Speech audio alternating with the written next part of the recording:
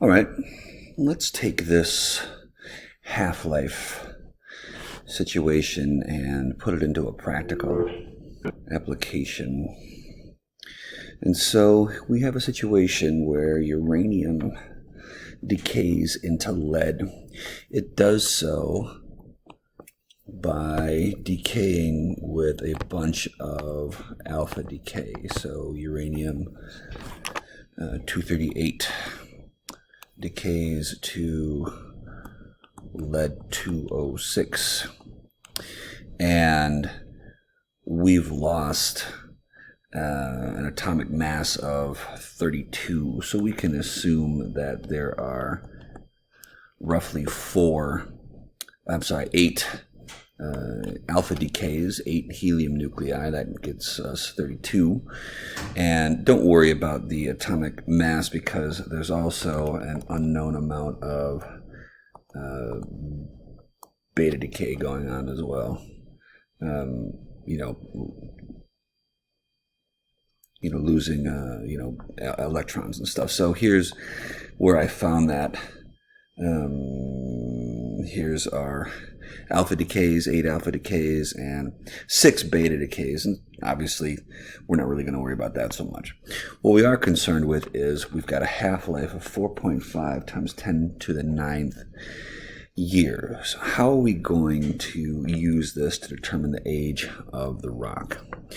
Let's remember that this is always a first order reaction, and that means that it operates under the equation for a first order reaction.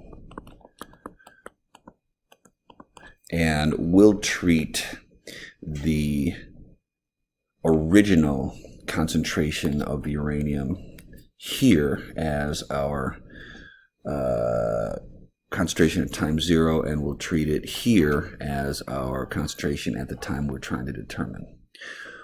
So let's flip a couple of things around here, because we want to find out how old the rock is. We want to find out time. So we want to get T by itself. All right, so a couple of things that we can do. We can subtract the original concentration at time 0, the natural log, and that gets us negative kT. And another way to write this is simply by dividing the concentration at our time that we're looking for divided by the concentration at time 0. And that gets us to the same place. Let's also remember that for a first order reaction, T1/2 equals 0.693 divided by K. Well, if we already know the half-life, the time T1/2, then we can flip this around and simply say that K, the rate constant, is equal to 0.693 over T1/2, and that we can plug that right into here. So if we're trying to find T, and what we have is this natural log of the concentration at our time that we're looking for divided by the original concentration is equal to negative 0.693 over T1/2 times T, and we're trying to solve for T. This gives us, and this looks like a mess, natural log of the concentration of the time we're looking for divided by the concentration at time 0 divided by negative 0.693 over T1/2. Well, we know T1/2, we know 0.693, and all we have to determine is what is the concentration at the time in question and what's our original concentration. Let's go back up here. It says the analysis shows that the ratio of our lead 206 to uranium 238 is 0.115. And we're going to make an assumption here. We're going to assume that all of the lead came from the uranium in the question. So what that tells us is that there's no intrusion of any other nastiness. We got all of our lead from all of our uranium. So what we know is that the ratio of lead to uranium is 0.115. In other words, 115 to 1,000. Well, if all of the lead came from the uranium, that means that the uranium is 1,000 at the time in question. Well, if we got 115 atoms of lead from the uranium, it means that the uranium at time 0 had to have been 1,115. So this will plug right into our equation for time. So let's set this up.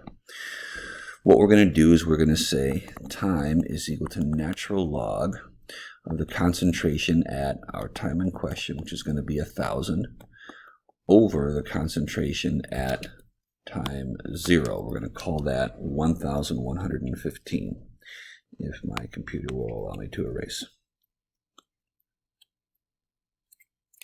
Close enough. 1,115.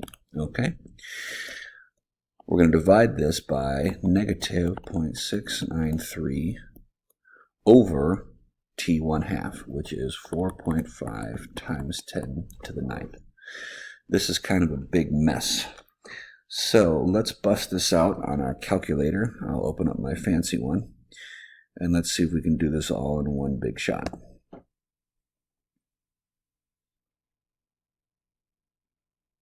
If my calculator opens. Okay. So here we go. Let's take the natural log of 1,000 divided by 1,115. What we'll do is we'll divide this by, and remember that this bottom one is going to be negative. So we'll put this in parentheses 0.693 divided by 4.5 times 10 to the 9th, which is our half-life. This, times 10 to the 9th, and this should tell us T, and since half-life is in years, we should get time in years. Taking natural log eliminates all the units. We're not really worried about that. So here we go.